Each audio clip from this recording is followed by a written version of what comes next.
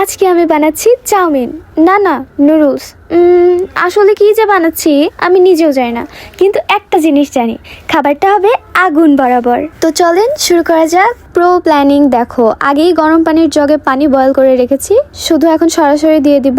এরপর দিয়ে দেবো একটু লবণ আর একটু তেল দিয়েছি কারণ একটা নুডলসের সাথে যেন আরেকটা নুডলস না লেগে যায়। এরপর এটা নামাই দিয়ে দেবো আরেকটা ফ্রাই প্যান, সেখানে হচ্ছে তেল দিয়ে নেব। প্রথমেই আপনারা ঘি বাটার যেটা ইচ্ছে সেটা দিয়ে ভাজতে পারেন, অলিভ অয়েলও দিতে পারেন আপনাদের ইচ্ছা। তারপরে পেঁয়াজ মরিচ দিয়ে দেবো। পেঁয়াজ মরিচ একটু ফ্রাই হওয়ার পরে গাজর দিয়ে দেবো, কারণ গাজর হচ্ছে সিদ্ধ হতে একটু টাইম লাগে। আর সয়া দিয়ে ভালোভাবে মিক্স করে তারপরে দুটো ডিম ভেঙে দেবো। আপনাদেরকে কিন্তু আমি শেখাচ্ছি না, আমি কিভাবে রান্না করি সেটাই আপনাদের সাথে শেয়ার করতেছি, কারণ এক একজন এক একভাবে রান্না করে। আমি আমার রান্না করার স্টাইলটাই আপনাদের সাথে শেয়ার করতেছি। এরপর আমি দিয়ে দেবো আমাদের বাসায় আগে থেকে রান্না করা গরুর মাংসগুলো কুচি কুচি করে কেটে। আপনারা কিন্তু কাঁচা গরুর মাংস ডিরেক্ট দিবেন না, কারণ গরুর মাংস সিদ্ধ হতে হচ্ছে টাইম লাগে। আগে থেকে একটু রান্না করাটা দিলে বেশি ভালো হয়।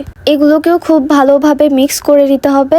মিক্স করে দেওয়ার পরে নুডলস দিয়ে দেবো, যেটা না দিলেই না। তারপর এটার সাথে যে মশলাটা ছিল ওইটা দিয়ে দেবো, দিয়ে ভালোভাবে এপাশ ওপাশ এই দিক ওই দিক করে যেভাবে আপনারা সবকিছু মিক্স করতে পারেন।